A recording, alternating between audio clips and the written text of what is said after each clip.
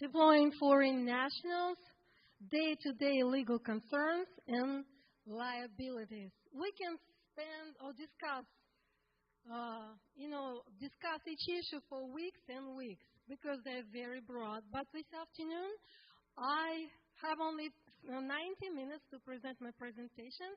Therefore, I am going to give just the highlights of the most challenging issues and just highlight the key elements for you.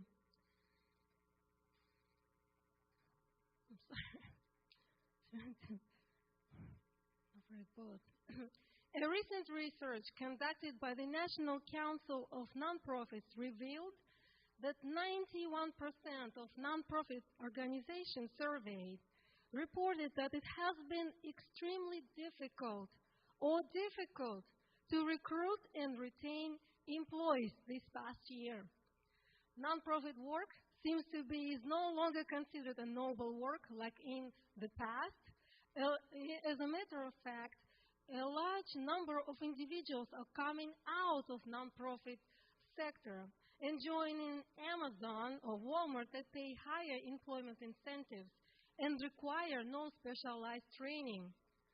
How many of you have experienced this workforce shortage? Yes, absolutely. The top factors affecting nonprofit organizations' ability to recruit or retain staff include lack of applicants. 81% said that positions that used to get 20 applicants now get only 1 or 2, if that.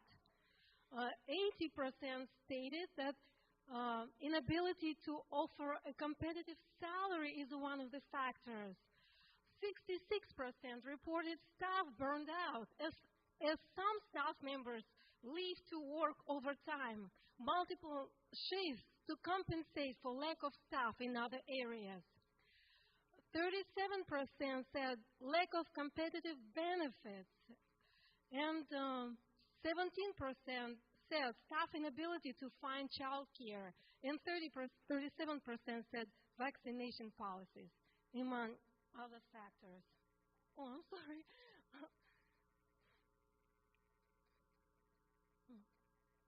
The solution? Deploying foreign nationals.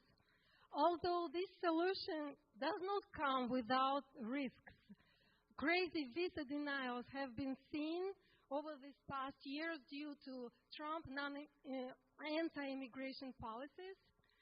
Burdensome requirements to sponsor foreign nationals for certain jobs, which includes sponsoring not only individuals for temporary visa, but also for green cards. In addition, expensive application fees. The time that it takes for USCIS to process applications may not be feasible for some organizations. Extensive paperwork or compliance with immigration requirements, limited number of suitable visas. However, despite all these risks, deploying foreign nationals is an attractive way to find the skilled workers or students or missionaries and expand your market. There are almost over 20 various visa categories out there for people who wish to come to the United States. But this afternoon, I'm going to be focusing on primarily five visa categories: B1 visa, FM, student visa, R visa, L visa, and H-1B visas. In addition, there is also a visa waiver program which allows citizens of participating countries. There are over 40 participants in the waiver program to travel to the United States without obtaining a visa for 90 days or less for tourism or business. Business is defined as consulting with business associates, attending a conference, and short-term training. Look at that. In addition, the short-term training is defined as a course of study for less than 18 hours per week. The program is recreational or vocational in nature. the program that is not toward an academic credit. So if your ministry meets offering an educational course, and the course meets the following criteria, you can always bring foreign nationals on a visa waiver program without even having them obtain a visa. If your program extends beyond the 90 days or 3 months, what they can do, they can come on a visa waiver program, just spend 3 months here, and upon the expiration of their authorized stay in the country, exit the country and try to come back to complete their training. Pros and cons of visa waiver: it cannot be changed or cannot be extended. Therefore, when an individual comes in a visa waiver, you cannot file for an extension or petition for a change of status for that individual. They have to depart the country after 3 months here. It is not a way for a green card. Court counts, like I said, valid only for 3 months. However, there is no limit on duration of re-entry. Regulations do not specify how long the person needs to be outside of the country before they can re-enter. Therefore, like I do 1 or 2 weeks outside of the country and try to come back. So let's discuss the first category of visa, which is a B visa. There are 2 categories of B visa, B1, B2. B2 visa is another option for ministries that offer short-term training to bring national foreigners to the country to participate in the training. As regulation specifically state that individuals whose principal purpose for travel is tourism, but who also plan to engage in a short course of study, are properly classified for B2 visa. What about work? Can visitors work in the United States? Well, let's look at this regulation.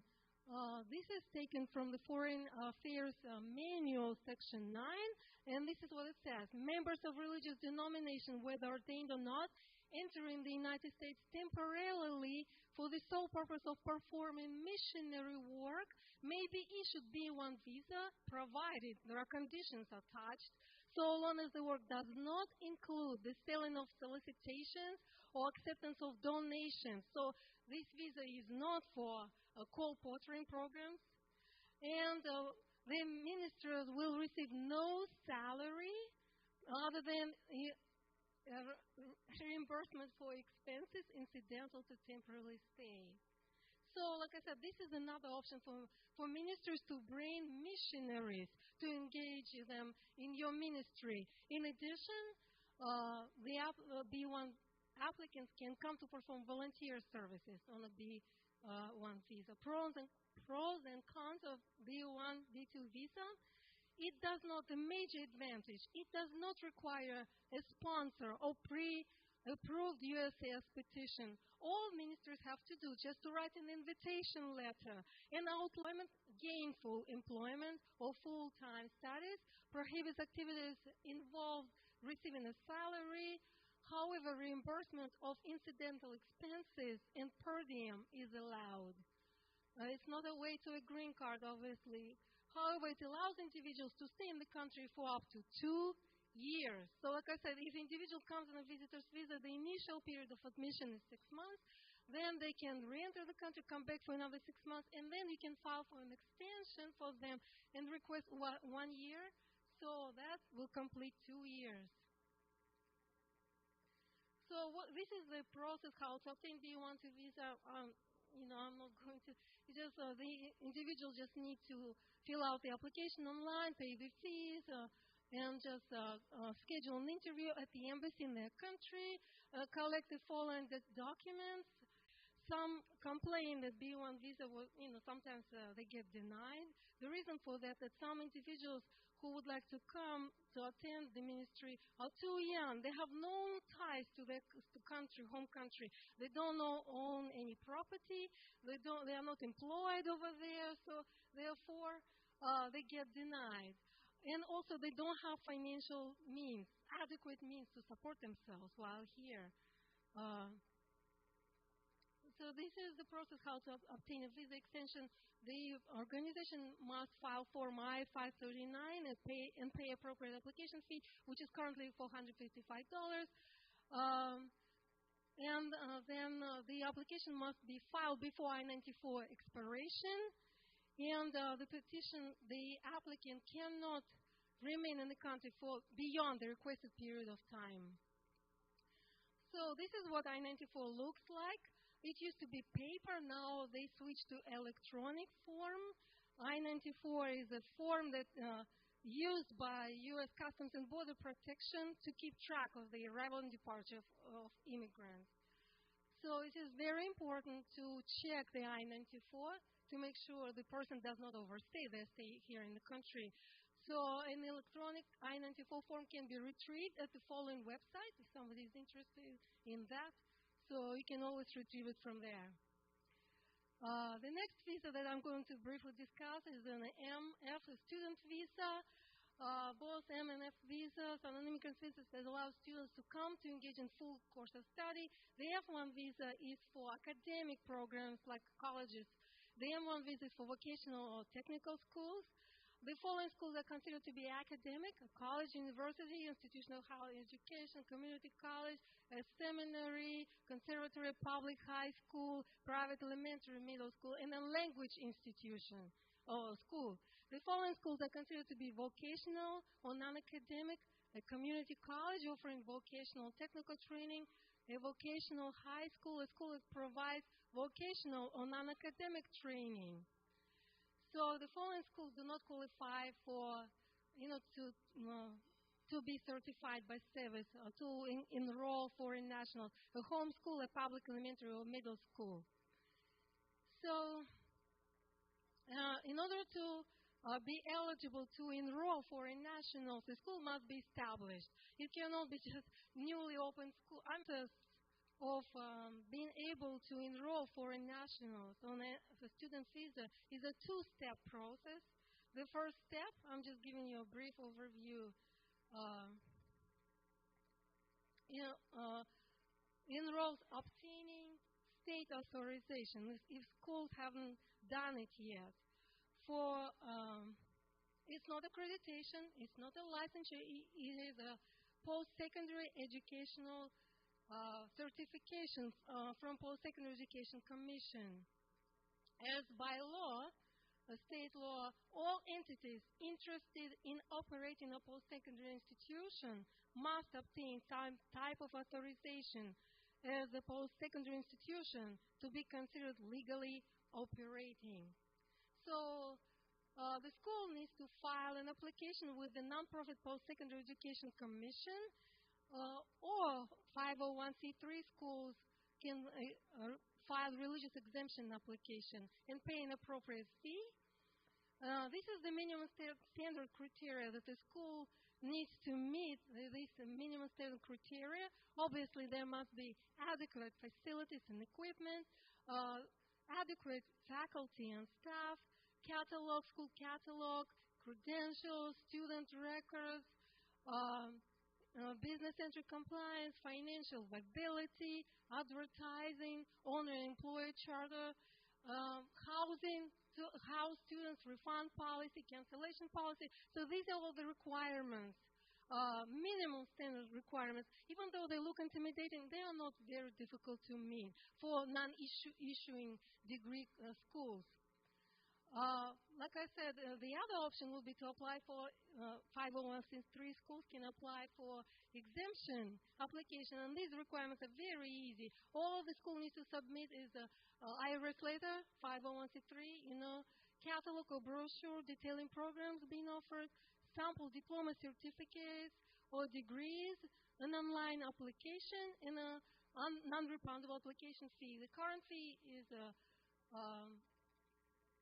$350, and then the school has to renew the certification every year. This student exchange visitor program certification from SEVIS. In order to do the school must choose one school official that will obtain a temporary use ID and password to access SEVIS system. It is very important that this person is the only official who will be given access to the system during the entire certification process. Then this official completes and submits an electronic form I-17 in the student and exchange visitor information system. And again, pays the non-refundable fee, which is currently $3,000 to cover the cost of review of the petition and $655 to conduct a mandatory site visit of the main location.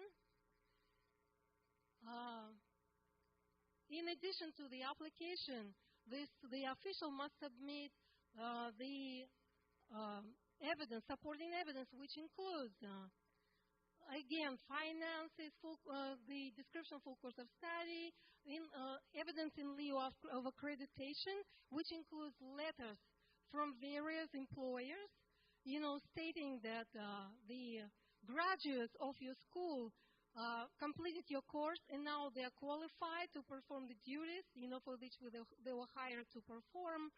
And the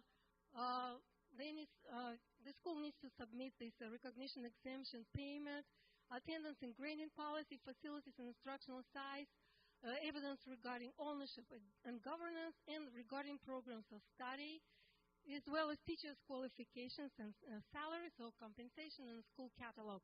So these are all the requirements that needs to be supporting evidence that needs to be submitted in order to obtain the service certification to enroll for foreign nationals. In addition, each school must nominate principal designated school official and designated school official, or at least two officials for each site. So designated school officials are performing the following duties. They create and maintain records, advise and assist immigrants regarding maintenance of status, support timely and record keeping.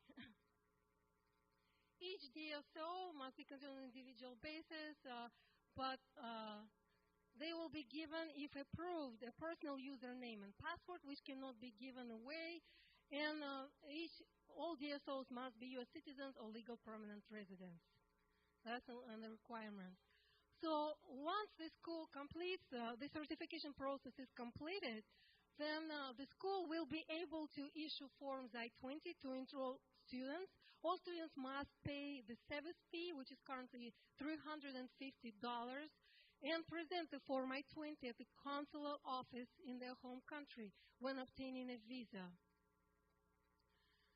So these are the requirements of student visa, very similar to this visitor's visa. It's like maintenance of foreign residence, as well as financial support ties to the home country. The only requirement that is added is that the applicants may only study at the institution through which the visa was granted. They cannot attend the other school. Pros and cons of visitor's visa. The certification process is very time-consuming and requires active participation from the school. It also requires ongoing compliance with all reporting, record-keeping, and maintenance of the certification and non-immigrant students if approved by staff. The petitioner should review all the relevant documents pertaining to the certification process and decide whether petitioning for certification is currently in the best interest of the school. However, the advantages is that the student visa is granted for the entire duration of the program. No extension is necessary. Dependents may perform volunteer work, provided there is no compensation, and graduate students may apply for the H-1B, which is a specialty occupation visa, in order to continue work and study in the country. So I also want to just highlight the R1 non-immigrant visa, which is the common visa for ministries. Many ministries, I don't know how many of you file R1 petitions, but you can start filing if you want to. R1 visa is an employment visa. It allows foreign nationals to come to the country and to work in religious vocational occupation. In order to qualify for R1 religious visa, the religious worker must be a member of the religious denomination for at least 2 years, immediately preceding the filing of the petition. That has a bona fide religious organization in the United States, and an organization have to be the same. Obviously, if you want to bring a Baptist member to work for an Adventist organization, it's not going to work because the Baptist denomination and Adventist organization is not the same, right? The worker must be coming to work at least in a part-time position, 20 hours. working less hours does not qualify for religious work, must be coming to perform work in religious vocation or occupation in either professional or non-professional capacity, and must be compensated by the organization. The compensation may include housing, like I said, utilities, meals, and other forms in order to meet the minimum wage requirement. The bona fide religious organization is defined as an organization that is exempt from taxation under Section 501c3 of IRS and currently possesses a currently valid determination letter from the IRS confirming the exemption status. The organization may be recognized as a tax exempt under group tax exemption, and there is also a bona fide organization may be affiliated with the religious denomination. It means an organization which is closely associated with the religious denomination and also exempt from taxation under 501c3 section of IRS. INS further requires that organizations that are not religious ourselves, but that are affiliated with the religious denomination, complete and sign the religious denomination certificate. Common myth: in order to qualify for religious visa, an organization must be affiliated with the General Conference. This is absolutely not true. Like the regulations that we have just read specifically clearly state that if your organization is exempt from taxation under Section 501c3 of IRS and possesses a currently valid determination letter, it qualifies to petition for an R1 visa for its staff members in its own right. In addition, no religious denomination certification needs to be completed by the petitioning organization. Another common myth: in order to qualify for an R1 visa, the IRS determination letter must classify a petitioning organization as a church. This is also not true. In the past, a number of petitions, were denied based on that the IRS did not classify them, did not classify the petitioning organizations as a church until the case matter of ISOP Inc. This case was decided in 2016, and this case clearly illustrates the decision that was issued by the Administrative Appeals Office regarding the organization that petitioned for one of its Islamic imams. In support of this petition, the petitioner was an Islamic school, so it petitioned for its workers. In support of its petition, the ISOP Inc. submitted, among other things, a copy of articles of incorporation, bylaws, copies of IRS examination letter articles, newsletters, brochures of the school, financial documents, copies of photographs. USCIS denied the petition, stating the petitioner has not established that it is a bona fide religious organization, and its tax-exempt status was insufficient because the IRS classified it as an educational organization, and not as a church. The Administrative Appeals Office issued the following decision and said that although the IRS letter classified the petitioning organization as an educational organization and not as a church, the classification of the religious organization under section as a church is only one method of determining whether the petition is in a bona fide non-profit religious organization under the regulations. Documentation in the record corroborates the petitioner's contention and describes the religious nature, purposes, and services of the petition organization. Its articles of incorporation and bylaws indicate that it was organized exclusively for religious educational purposes. Its newsletter and brochures indicate it is the only full-time Islamic school and Sunday school in the country. The record also shows that all the school's elementary students participate in Quran and Islamic studies and learn to read and write in Arabic. In addition, its insurance policy specifies that the petitioning organization is a religious school. So these are all the documents. This case illustrates what documents you would want to submit or your ministry would want to submit in order if your school, if your organization is not classified by IRS as a church, but something other than the church, you can use all these documents to argue that your organization was organized for religious nature, religious purposes, and it has religious nature. In addition, all R1 religious workers who come into work for, religious organization must work in either religious vocation or occupation. Religious vocation is defined as a formal lifetime commitment. And examples include nuns, monks, and religious brothers and sisters. However, although the regulations clearly state that workers that are engaged in religious vocation automatically qualify for all activities that workers who are engaged in religious vocation automatically qualify for traditional religious function, you have to be very careful. If you are not a religious order and your workers do not take any vows, like vows of poverty or any other vows, your workers do not qualify for religious vocation. The best way is to argue religious occupation. Religious occupation is defined as an activity related to traditional religious function. And here are some examples. The duties do not include positions that are primarily administrative or support, such as janitors, maintenance workers, clerical employees, fundraisers, persons solely involved in the solicitation of donations and similar positions. Religious training for religious work also doesn't constitute a religious occupation. What are some of the traditional religious functions of the Seventh-day Adventist Church? Can someone name a few functions? Like the health message has been a tradition of the SDA Church for over 160 years. Publishing work, educational work, hydrotherapy, evangelism, God's original diet. If your workers are involved in the Adventist Church,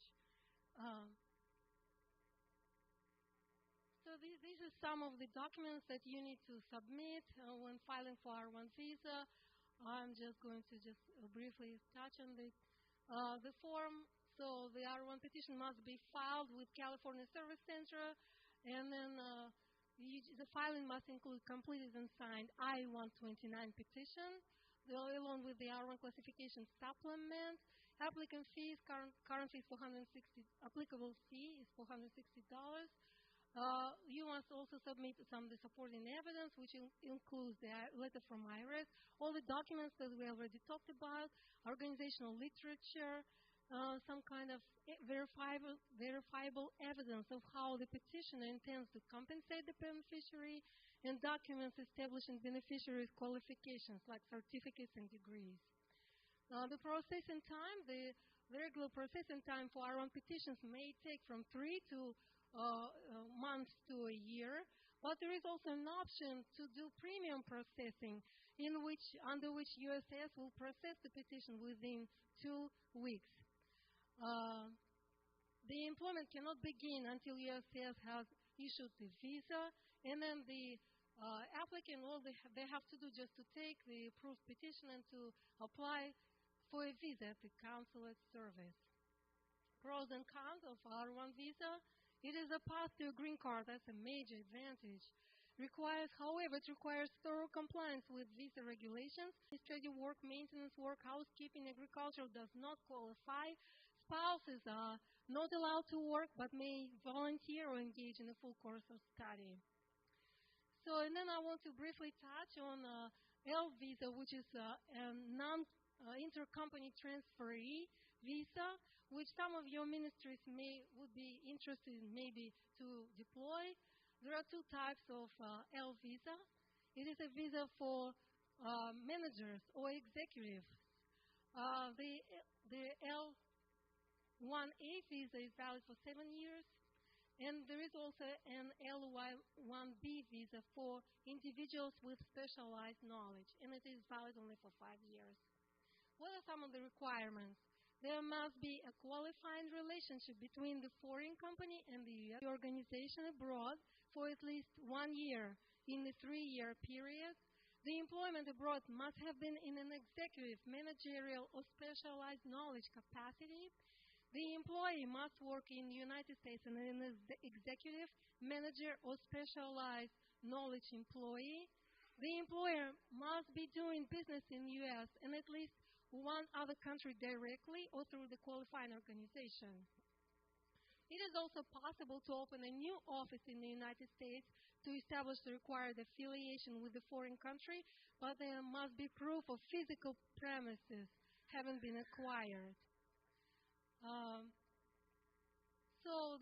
When you file for L1 visa, the employers or the beneficiaries for which you are petitioned must be performing managerial capacity. What does it mean? Manage the organization or department, or supervise and control the work of other supervisory managerial employees, or have ability to hire and fire, or function at a senior level within the organizational hierarchy, or exercise discretion over the day-to-day operations of the activity. These are some very difficult requirements to meet. However, like I said, if you want to bring someone on an executive or manager for your organization, you can always utilize this kind of visa. In addition, the L1 visa qualifies for executive employees.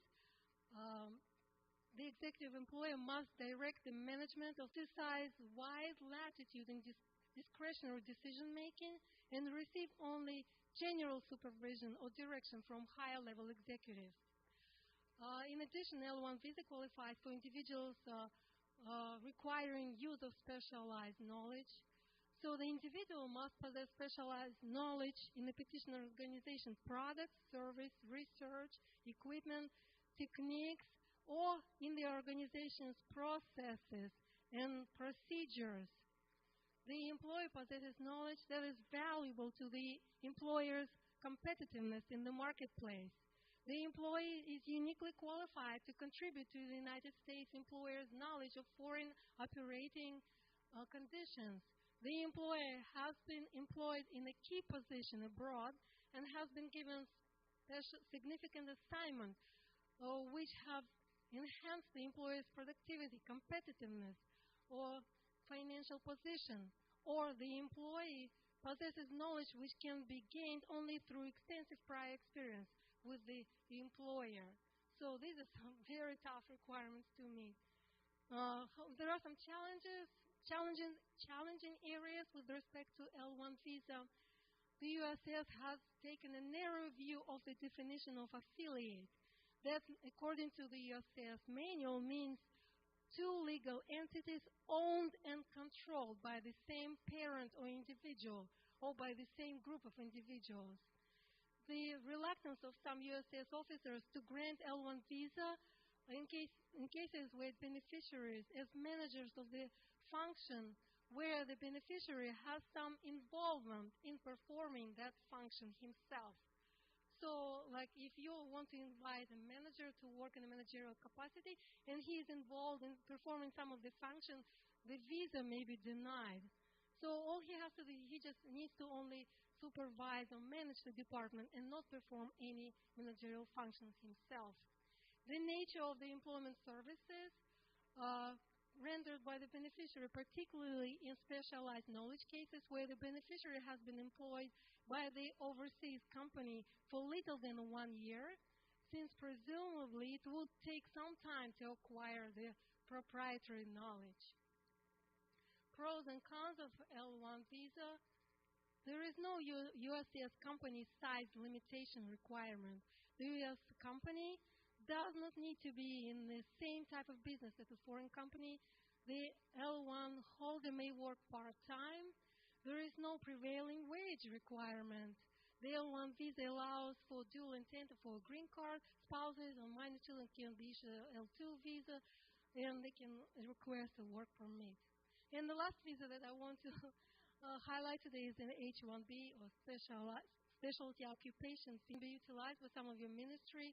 This is a primary method for employers to recruit and hire international professionals and international graduates to work in the United States.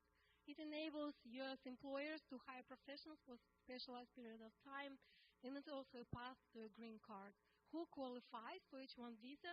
A minimum of a bachelor's degree or a master's degree or a foreign equivalent degree from applicant's country is required, or 12 years of work experience, or a mix of the further education and work experience.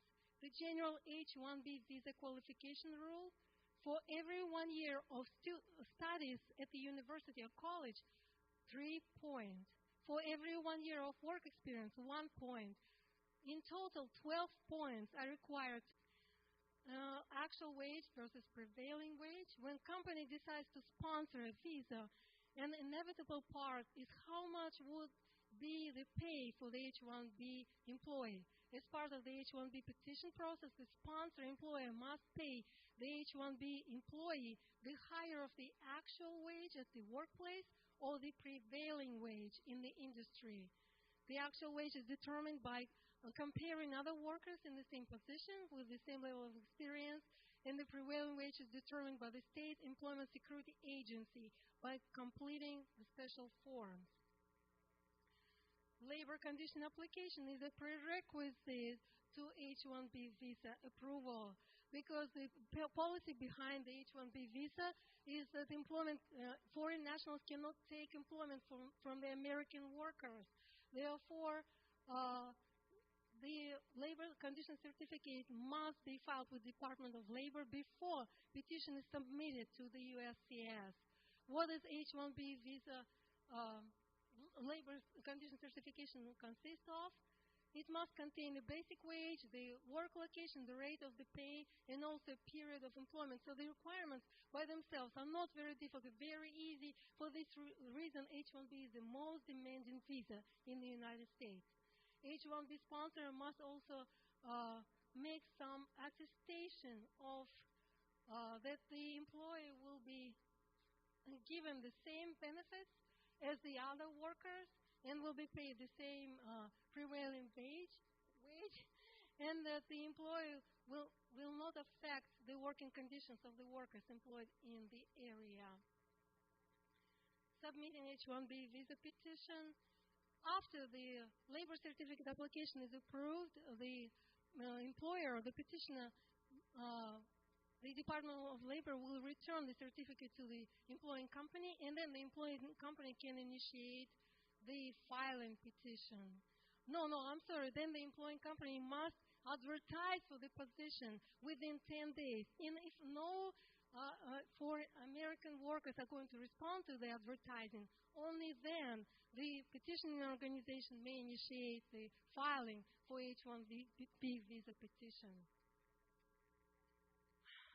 Because the H-1B visa is such a high-demanding visa, the USCIS decided to implement the lottery. The petitioners applying for and also a cap. So there are the USCIS. So right now the regular cap includes 65,000 visas, and the master degree cap 20,000. So every year only 85,000 petitions can be issued by the employer. This chart indicates real quick the lottery process. So as you can see, the lottery begins on March 1st of each year. So the petition organization just registers with the USCIS and submits the registration application and pays the registration fee. Then the lottery, on March 18, the registration closes. And then between March 25 and March 30, the USCIS conducts the lottery. On March 31st, the USCIS announced the lottery, which applicants were selected. And only after that, on April 1st, the sponsoring organization can start petitioning for H-1B visa. So as you can see, this visa is very time sensitive and may take a long time to petition. So the filing fee is also very high. The base fee is $460, and then there is an American Competitiveness and Workforce Improvement Act fee, which is $750 for organizations less than 25 workers, and $1,500 if more than 26 workers. Also, there is a fraud prevention and detection fee of $500, and then there is a public law fee of $4,000. In addition, this petition qualifies for premium processing, and the fee is currently $1,225. So as you can see, some of the visas are very expensive to file and very time sensitive. So, but these are some of the overview of the visa for you. So, the second part of my presentation is going to focus on liabilities. Let me just catch up here real quick.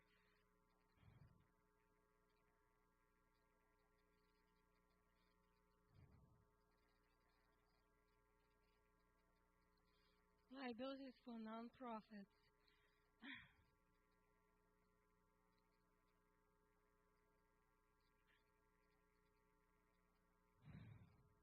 Also, give me a moment to breathe.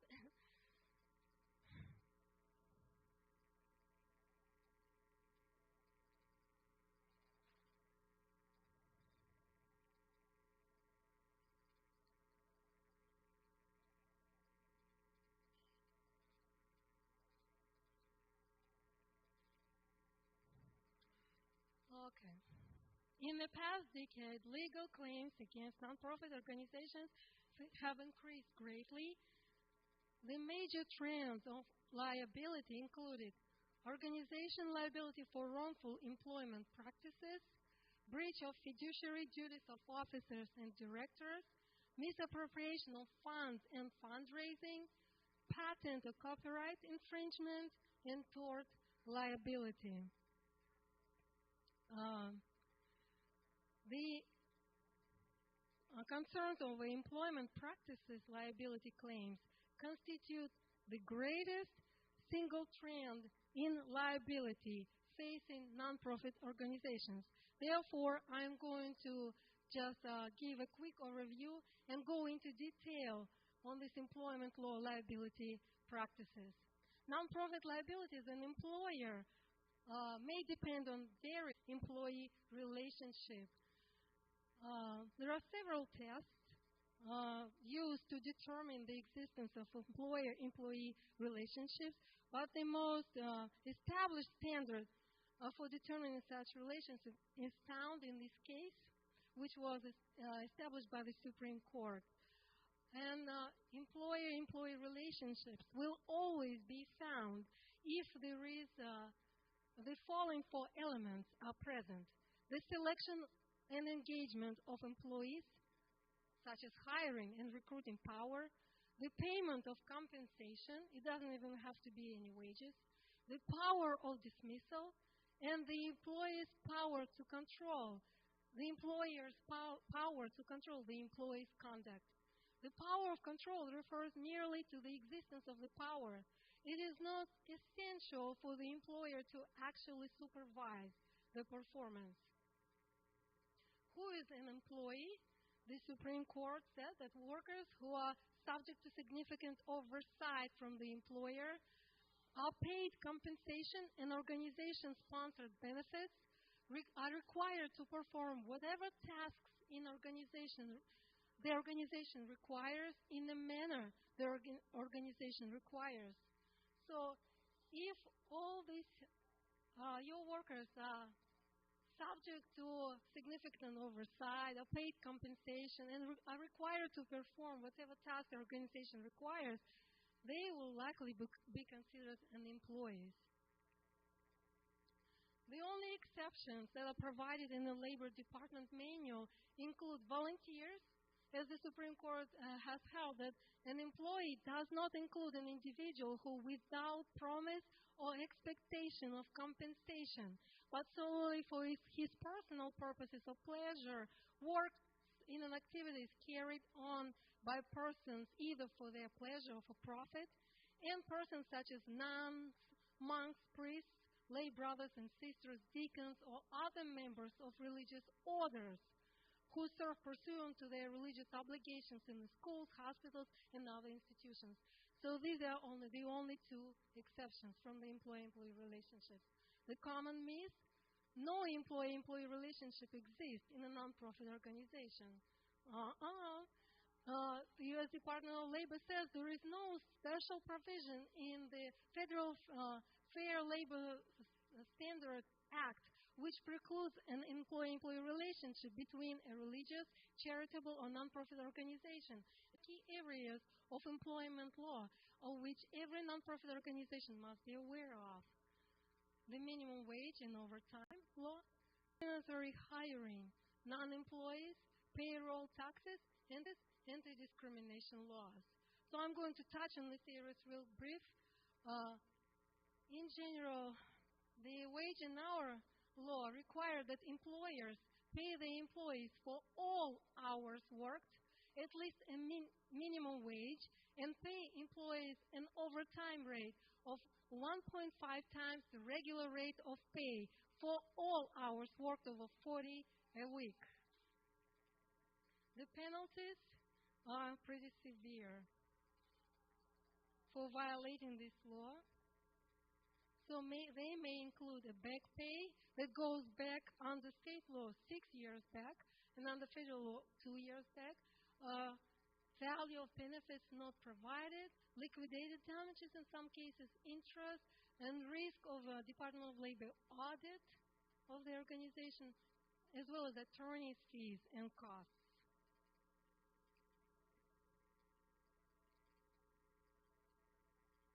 The current federal minimum wage is $7.25, no less than $7.25, but there is also the state, every state has its own minimum wage laws, and you can check the current minimum wage in your state at the Department of Labor website. The common myth: nonprofits are exempt from minimum wage and overtime laws. The Department of Labor manual specifically states that taxes and charitable nonprofits, like all other employers, are required to follow both federal and state wage and hour laws that require employers to pay minimum wage, whichever is higher. So let's say if in the state of Georgia the minimum wage is currently $5.50, employer is required to pay the federal minimum wage, which is no less than $7.25. Let's say in the state of California, the state minimum wage is $13. So despite the fact that the federal minimum wage is $7.25, the employers operating in the state of California are required to pay $13, the higher wage. So there are two ways in which nonprofit organizations may be subjected to wage and hour law requirements. The first one is enterprise coverage. It applies or covers employees of employers who are employed by businesses or enterprises with annual dollar volume of sales of businesses done of at least $500,000, as well as hospitals, businesses providing medical and nursing care for residents, schools, and preschools, as well as governmental agencies. So if your organization is engaged in some kind of enterprise, such as operating a gift shop or providing some kind of services for a fee, and if the volume of sales is beyond $500,000, then you're obligated to comply with the wage and hour law requirements. However, nonprofit charitable organizations that are not engaged in commercial enterprise may be exempt from these requirements. In determining whether or not a nonprofit organization is covered enterprise, the wage and hour division will consider only activities performed for business purposes. Charitable, religious, educational, and similar activities are not going to be considered. In addition, income from contributions, membership fees, dues, and donations used in the furtherance of charitable activities are not considered toward the $500,000 threshold. However, there is another way under which your organization, if it's not commercial, may be required to comply with the wage and hour law, and this is individual coverage, which provides that the employees of employers that are not covered on the enterprise basis may still be entitled to its protections if their work regularly involves them in commerce between states and in the production of goods for commerce.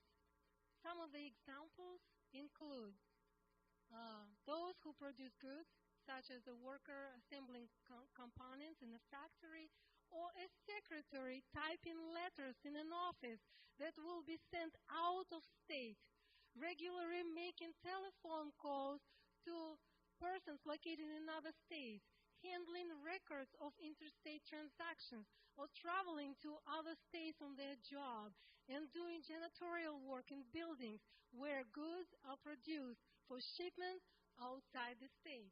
So basically, every nonprofit organization that has one employee is covered or must comply with wage and hour law requirements. Another common myth, I am paying my employees a salary, so there is a requirement, like I said, to comply with overtime work. I am paying my employees a salary or compensation, therefore they are exempt. Not so. Covered non-exempt employees must receive overtime pay for hours worked over 40 hours per week. There is no limit on the number of the hours employees 16 years or older may work in any work week. However, the Act does not require overtime pay for work on weekdays, holidays, or regular days of rest. The only exemptions to overtime law is executive exemption, when executive employees who oversee and manage others, as well as perform general executive duties, and earn at least $455 per week. Another exemption is administrative exemption for administrative workers who do non-manual labor and spend at least 60% of their time doing administrative tasks and make at least $455 a week. Another exemption is professional exemption for professionals such as scientists, teachers, or artists. So these are the only exceptions from overtime work. All other employers who are working over 40 hours must be compensated for overtime, according to the law. In addition, the hour and wage law require that employer pays for all hours worked. Include travel time, except commuting to or from work to their homes, training time, unless the training is outside normal hours or is not related to the job, waiting or on-call time, as well as rest or meal breaks.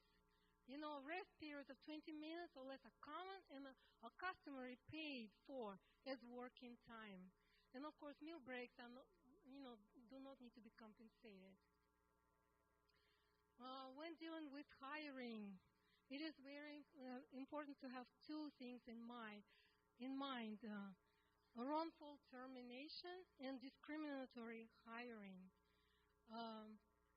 In order to avoid wrongful termination, it is best to utilize. Have you ever heard this saying, when there is a will to work, there is a way for employees to protect themselves? So the best way to protect yourself or your ministry from wrongful termination is to utilize the at-will employment type of employment, which is a relationship that can be terminated for any reason or for no reason, at will of either party, unless specifically stated. So if you want to make sure that when you hire employees that you want to classify them as at will, then you have to specify it in your employer handbook. However, be aware that some states enacted certain exceptions from at-will employment. One of the exceptions is the good faith exception that prohibits termination without a good cause, and good cause can constitute poor work performance or workplace misconduct. So some states also enacted implied contract exceptions, which can undermine your at-will employment if the employer says or does something such as guarantee. He's going to say, your employment is guaranteed. In that way, your at-will employment can be undermined. And there is another public policy exception, which basically prohibits employers from firing employees if they are doing something which employer doesn't like, such as filing a worker compensation claim or something like that. Best hiring practices, like I said, you may select employees based on different criteria such as education, knowledge, and skills. However, keep in mind, try to avoid to be engaged in discriminatory practices because many states enacted some anti-discrimination laws, and many states consider questions such as during interview or on the applications. They specifically forbid some questions that can elicit discriminatory actions, such as, are you pregnant? Do you have disabilities? Or some medical questions? Or do you have any convictions or arrests? What is your citizenship? What is your marital or familial status? So when hiring, you want to be very neutral to job postings. Try to avoid showing any preference to race or sex, as well as word of mouth recruiting was adjudicated to be discriminatory. Discriminatory because, like in communities like Wildwood, for instance, Wildwood mostly hires Adventists. So hiring members of the same class can be considered as discriminatory practice. In addition, background checks is a good thing, but make sure that you comply with disclosure, like you disclose to the potential applicant that you want to conduct a background check on them, and Form I-9. And in some states, it is illegal to request a photograph from the employee because the photograph can provide a wealth of information. For instance, if the person is overweight, and discriminatory laws prohibit discrimination against all kinds of factors. Therefore, you want to be very wise. Another area that I want to highlight, utilizing non-employees, such as volunteers. Who is a volunteer? According to the Department of Labor, volunteers are those who provide their services for civic, charitable, or humanitarian reasons without promise or expectation or receipt of compensation for services rendered. They offer their services freely and without coercion, direct and implied. They are not otherwise employed by the same public agency to perform the same services as those for which they are purposed to volunteer. All of these criteria must be in place to be classified as a volunteer. A question is often asked, can volunteer receive any compensation? A law or the Act does not prohibit certain compensation and specifically states that volunteer may include payment for the cost of meals and transportation expenses, as well as a uniform allowance or reimbursement for reasonable cleaning expenses or for wear and clothing worn or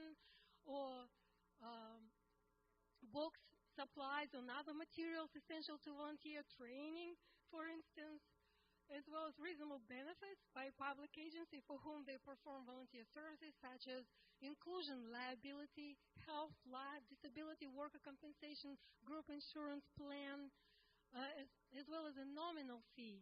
A nominal fee is one that does not exceed 20% of that amount that would be required to hire a permanent employee for the same services, and excludes any things in lieu of compensation in excess of $500. So this is the definition of volunteer under the Department of Labor manual. Can volunteer do what employees do? The short answer is no. The Department of Labor states that typically such volunteers serve on a part-time basis and do not displace regular employed workers to perform work that would have otherwise be performed by regular employees. So they may not volunteer in commercial activities run by a nonprofit. They may not replace paid staff to do the work for paid staff or do anything but tasks traditionally reserved for volunteers. Employers may not require volunteers to work certain hours. They may not volunteer to provide the same type of services for their nonprofit employer that they are employed to provide. And in order to minimize liability for volunteers, it is a good practice not to promise compensation to volunteers. If possible, limit payment to volunteers solely to reimbursement of expenses. Do not promise future employment to volunteers. Do not require volunteers to abide by the employee handbook, but instead you may consider creating a separate volunteer handbook.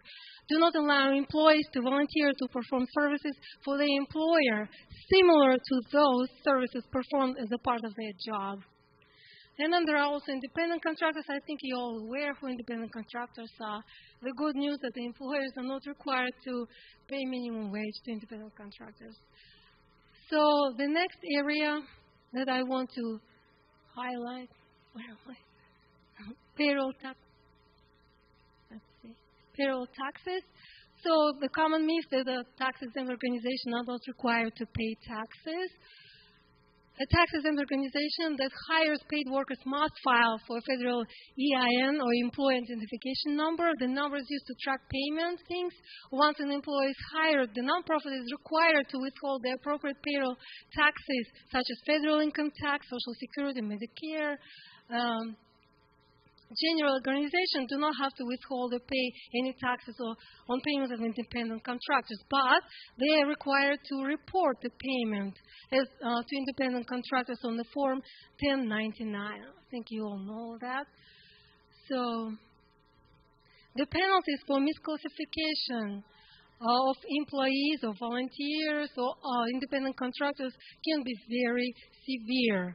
And organizations can not only be held liable for the taxes not paid on the wages, but can also be held liable for interest on such wages. In addition, there is a fine of up to $10,000 or imprisonment for up to 5 years or both for each offense. And I want to highlight real quickly on anti-discrimination laws. We already touched on that. The state enacted many laws that prohibit discrimination based on race, color, religion, you name it. many factors. So in addition, the anti-discrimination laws require that employers to reasonably accommodate qualified individuals with disabilities, which may include making facilities more accessible, reconstructing workplaces, allowing changes in work schedule. And there is a sexual harassment laws. Sexual harassment may be verbal, physical, visual, online. The best practices is to create an sexual harassment policy prohibiting everyone in your organization from engaging in sexual harassment. The policy should also state the consequences and how the victim shall be assisted in the recovery process. Create an environment where reporting can happen. One key is to eliminate barriers that discourage victims from reporting. Educate through regular training, such in California, an employer that has more than 50 employees are required to conduct regular trainings of sexual harassment, maintain confidentiality if sexual harassment occurs, take appropriate remedies, document. And like we already touched on this, wrongful termination. The termination should not come to an employee as a surprise. It is the best practices to just involve HR and just to conduct a termination meeting and to inform the employee why he is being terminated. And the last area that I want to touch today is the breach of fiduciary duties of officers and directors, as this area is a big one. And the potential for liability, big time. The area states are different in terms how they define fiduciary duties of officers and directors. Some states have 2 duties, some states have 3, but the main, like today I want to just to highlight all 3 duties. The major duties, fiduciary duties of officers and directors is duty of care, which is basically requires directors to discharge their duties in good faith in the manner the board member reasonably believes to be in the best interest of the organization, such as like what a reasonable person would do in similar circumstances. This means nonprofit directors have a responsibility to be active in the nonprofit corporation's affairs by preparing for and attending board meetings, by asking questions, making informed decisions, and exercising independent judgment, ensuring the organization's purposes are fulfilled efficiently, and the entity is following sound business policies, ensuring internal controls are implemented and followed. The duty of loyalty basically requires directors to put the interest of the corporation or organization and its objectives above their personal interest and the interest of their families and friends. This means establishing and following a written conflict of interest policies, abstaining from all board votes where she has a conflict of interest, not personally attempting to usurp opportunities that would be advantageous for the organization to engage in, and not voting to engage in any transaction that would damage the organization. And duty of obedience basically requires board members to understand and follow the organization's governing documents, such as articles of incorporation, bylaws. Members must be familiar with state and federal law related to nonprofit entities, fundraising. The nonprofit corporation must comply with the state and federal registration and reporting requirements, such as filing of 990. Board members must ensure that donated funds are used for lawful purposes. The reason why a lot of nonprofit organizations choose corporate form because corporations have a separate legal existence apart from the individual members. Corporations can be sued and be sued just like individuals. They shield the individual decision makers, such as directors and officers, from personal liability for corporate debts and obligations. This protection is called limited liability protection. So how to preserve limited liability? Like I said, general directors and officers, trustees, employees, and volunteers are not enacted some kind of volunteer protection act for volunteer board members. In addition, many corporations obtain indemnification agreement, obligate the corporation to indemnify the officers and directors, and there is also director and officer insurance. However, despite all this protection, the scope of potential personal liability of directors and officers is very broad. Directors and officers may be liable for willful, wanton misconduct. Oh, I'm sorry.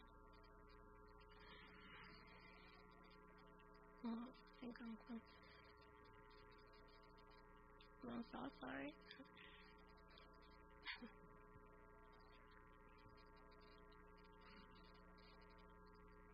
How do I go back? Oh, yes. Can we,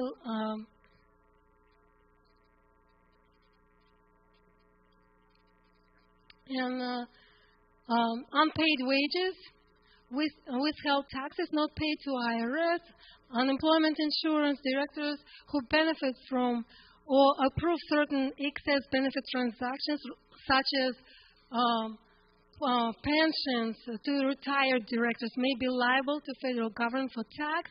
State and federal law protect unpaid directors against third-party claims, but there are exceptions for intentional acts, gross negligence, operating a motor vehicle, commercial liability, breaching his or her fiduciary duties, being sued based on the person's express contractual obligations, such as the director signed the contract without board of directors' approval, being sued for activities outside of his official activities.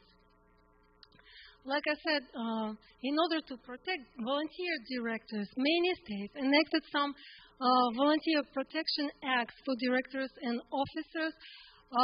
The Volunteer Protection Act generally covers directors and officers or general public from harm caused by directors and officers if directors and officers serve without compensation other than reimbursement for actual expenses, acting on behalf of the nonprofit, acting within the scope of the director's duties, and the harm does not result from the director's willful or wanton misconduct or gross negligence. The question is often asked, can I pay a stipend to board members? Like I said, also it's not prohibited by law. By doing so, you're listing your directors outside of the protection of the Volunteer Protection Act. In addition to the State Volunteer Protection Act, there is also a Federal Volunteer Protection Act, which is very similar. And I want just to highlight a few definitions that Volunteer Protection Act uses. Volunteer. The term volunteer means an individual performing services for a non-profit organization or a governmental entity who does not receive a compensation, again, other than reasonable reimbursement, or any other thing of value in lieu of compensation in excess of $500 per year. So this is the definition of volunteer. If a director officer receives a stipend, he will likely be qualified as an employee rather than volunteer. So the protected activities or conditions, we already mentioned that volunteers are required to act within the scope of their responsibilities and must be licensed if it's required. The harm was not caused by willful or criminal misconduct, gross negligence, and so forth. And the harm was not caused by the volunteer operating of motor vehicle. The only limitation on liability for volunteers under the Volunteer Protection Act is claims by non-profit organizations against their own volunteers. This is not protected. The claims against the volunteers itself are protected. In addition, many states enacted some kind of state laws that pertaining to employee directors, not volunteers, but regular directors, compensated directors and officers. These state laws, many nonprofit organizations are unaware of them because sometimes they specifically require or specify certain timing or when compensation must be paid, require employers to pay compensation to their workers. Timing of payment may depend on the type of occupation. Also, they define I'm sorry. I'm so sorry. So under the Illinois state law, the employer is considered officers of corporation or agents of an employer. Under New York state law, president, secretary, treasurer, or officers are considered employers themselves, not just the organization. Those officers, president, secretary, or treasurer, are considered employers, and therefore they're subject to liability. This is just an example of Massachusetts law. I just picked it out just to show you what it says.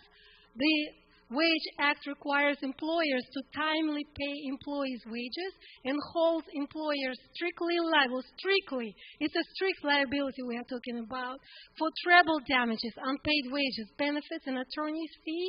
The Wage Act also provides that the president and the treasurer of a corporation and any other officers or agents having the management of such corporation shall be deemed to be the employers of the employees of the corporation. This is one of the examples of the state law. And to summarize what I've been talking about, I want to discuss this case a little bit in detail because it's going to illustrate how the employers or president can be held personally liable for not paying wages. Just such a simple thing, not paying wages to its employees. I'm just going to touch briefly on these facts. This is a case that is concerning the health care facility. It was offering low health care services at a low cost to the community, and the name of the organization is Roxbury Comprehensive Community Health Center, or RoxComp. So in the February of 2013, it's a recent case which was decided just recently in 2018. So the organization was experiencing a cash shortfall due to suspension of federally grant funding. In March of 2013, the board chair, Crawford, encouraged employers to remain, assuring them that they would be paid. On March 22, 2013, all employees were laid off. They have not been paid since February. On March 20, they have not been paid since February. On March 25, Crawford was informed that Rock's Comp had $88,000 in its payroll account. On March 27, Crawford sent an email stating his desire that payroll funds be used to pay Rock's Comp's unpaid vendors rather than paying employees. On April 4, the Attorney General filed an action against Rock's Comp. And on January 14, the judge ruled that Rock's Comp W-2 employees are entitled to treble damages on unpaid wages and accrued vacation time and to attorney's fees from Rock's Comp assets because of Rock's Comp violation of the Wage Act. And on April, several suits were filed against the Crawford. Issues that were considered in litigation. Was Crawford the president of the Rock's Comp? Because he served as a volunteer, the chair of the board, volunteer board member, but he denied being the president of Rock's Comp, and on the basis claimed immunity from the Volunteer Protection Act that we just discussed. The other issue that was considered in the litigation, do the Volunteer Protection Act and the Section 85W protect volunteer directors and officers from liability for their actions, or do they go one step further and provide qualified immunity from suit, as qualified immunity from suit entitles the directors or officers immediately to appeal an adverse ruling or to dismiss the lawsuit? And how broad is Wage Act liability for officers and directors? And this is the decision that was made by the Massachusetts Supreme Court. On the question, do the Volunteer Protection Act protect volunteer directors and officers from liability for their actions, or do they provide qualified immunity from suit? The Supreme Justice Court said yes. And the policy behind it that they want to encourage volunteers to continue to participate in nonprofit activities. Therefore, they said that volunteer protection, immunity from lawsuit is, we must therefore provide qualified immunity from suit rather than volunteer protection. How broad is Wage Act liability as applied to the president, as the court found that the Crawford was the president of the corporation, even though that he denied that he was the president.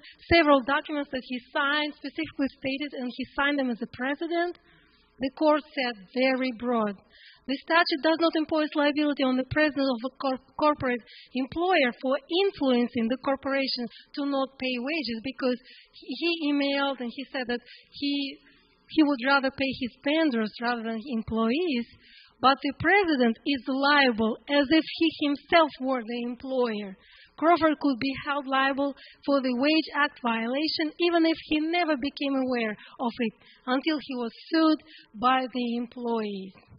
So this is just a short overview of all the potential liabilities for the nonprofit organizations that organizations need to be aware of. So sorry if I put you to sleep.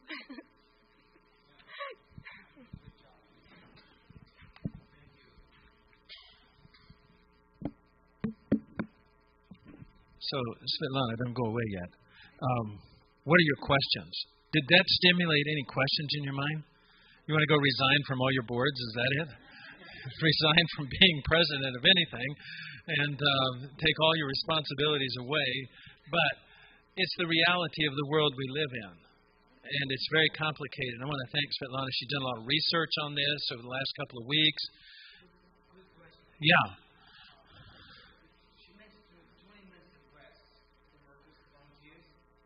Why don't you take the microphone there? She mentioned 20 minutes of rest for workers. Mm-hmm. I have known companies, even companies, could give 15 minutes.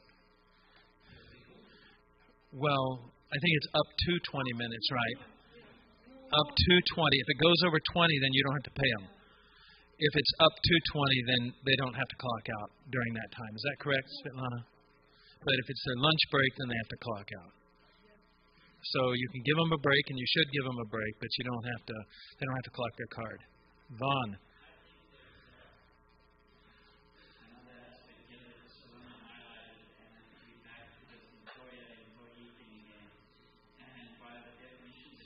for us. It seems that many of us and our organizations that are viewing staff as volunteers are not doing it correctly in the eyes of the law. So this is one of those cases where later Svetlana could say, "I told you so." But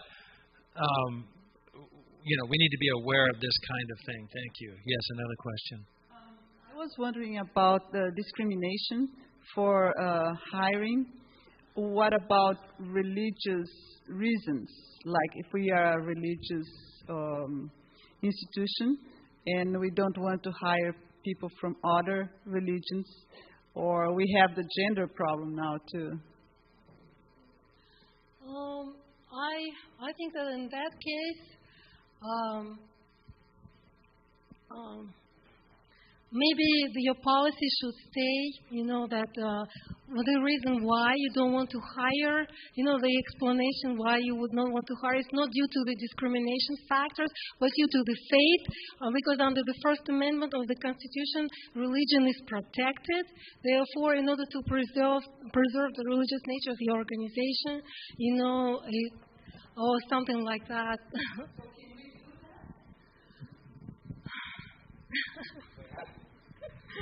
So, we have to. No? I'm not a lawyer, but because what this is not my she, area of expertise, but I can do a research on that. What she's saying is, if you're going to discriminate or hire on the basis of religious practice, which most of us do, we hire only Seventh-day Adventists in our school, for instance, for teachers. But we state why we're doing that. We are hiring Seventh-day Adventists in our institution because we are a Seventh-day Adventist institution, and our rights are protected in order to do that under the Constitution. We're not trying to discriminate. We say we're not discriminating, but at the same time, we are hiring based on certain qualifications. Beliefs and religious beliefs, which are protected under the Constitution. Yeah, your strongest position is going to probably be claiming that you're following your religious convictions, because that's a much harder fight for someone to come against you. Yeah, I was going to ask that. What about sexual what about orientation? the gender issue? Oh, gender is absolutely no. We cannot discriminate against the gender. Well, okay, so because our religious preference is to have heterosexual individuals, we could again hire based on a heterosexual orientation as part of our hiring practices. It does put you in a compromised position. It's a risky position. It's not that you should not do it, but it could be challenged. It all ties to religious beliefs. This is what you believe, and religious beliefs cannot be questioned by the court. You can tie it all to religious beliefs. So here's the reality of it. Anybody can sue you for anything they want to sue you for, and you can be innocent, but your only recourse is to fight for yourself. And I'll tell you by experience, a lot of experience in this, if you are not protected through some kind of a directors and liability policy or general liability policy, you're really open, your organization is very open to being potentially going out of business if someone really sues you seriously like that, because there's not enough money in the bank to fight these kinds of things unless you have some kind of insurance coverage that's more general liability and specific employment practices coverage. So if you're an employer or a corporation using even volunteers like this, it's very wise to have some kind of coverage if you can. Sorry, you answered it. Yeah, we live in a very risky world. If we were to base our operations on how much risk we should take, we should go close all of our doors. That's the reality. So we can't do that. We're going to keep doing business. We're going to keep taking risk. We're going to keep engaging in God's work and pray for His protection. but I think there also is wisdom in having some sort of a liability or policy that makes sure it includes employment practices to some degree so that you have some sort of coverage if something should happen. All right, any other questions? Yes, Robert. So there was the several things that you mentioned about employees and volunteers and such, and of course they can have a de minimis stipend and such. But there was something in there about religious workers basically having the right to volunteer if they're serving in, capacity. I think I mentioned deacons and different things like that. So is there kind of special protection if the volunteer is volunteering a religious capacity then? Or basically, they still have to be careful not to blur the line between employee and volunteer. There is no special protection for religious workers. Okay. Any other comments or questions? So when I was listening to this, I got to tell you, I felt like I was drinking out of the fire hose. You really fed us a lot of information today, and it's important information.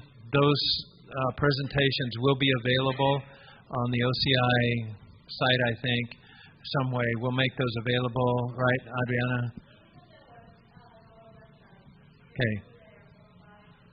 So members can access it on the OCI website. If others want to access it, call us or whatever. We'll try to make it available somehow to you because, again, it's very practical and it's very real in today's world. So I just encourage you to do your best to protect yourselves because, there's a lot of lawyers out there. Nothing against lawyers, but there's a lot of them that don't always have your best interest at heart like Svetlana does. So anything else?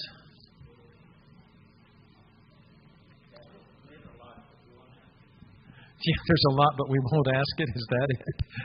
Don't ask, don't tell policy? So in relationship to the presentations, are you saying that the PowerPoint will be available as well? There was a lot of information that you went through very quickly, and it was a lot to grasp. Like you said, it's like a cookie from a fire hose. Adriana, how?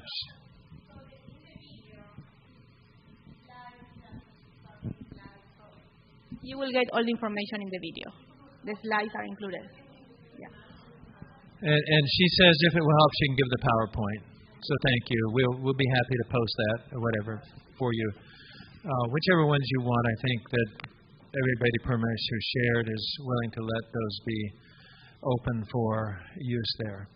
So thank you again, Svetlana. I know it's a lot of work you did in preparing to inform us today and to remind us that the answer lies not in our human power to protect ourselves, but it lies in God's power to help protect us under even these difficult conditions in which we live today. So it's, it's an opportunity for us to remember to ask the Lord every day for His protection, His guidance, and not to let us make the kind of mistakes that could bring disrepute on His name or on the corporation in general. Okay, I want you to just stand up at this point. Kyle is here now. He has traveled long and hard to try and get, I think he's been on the road about 24 hours trying to get here from Washington, D.C., through the airports, etc. But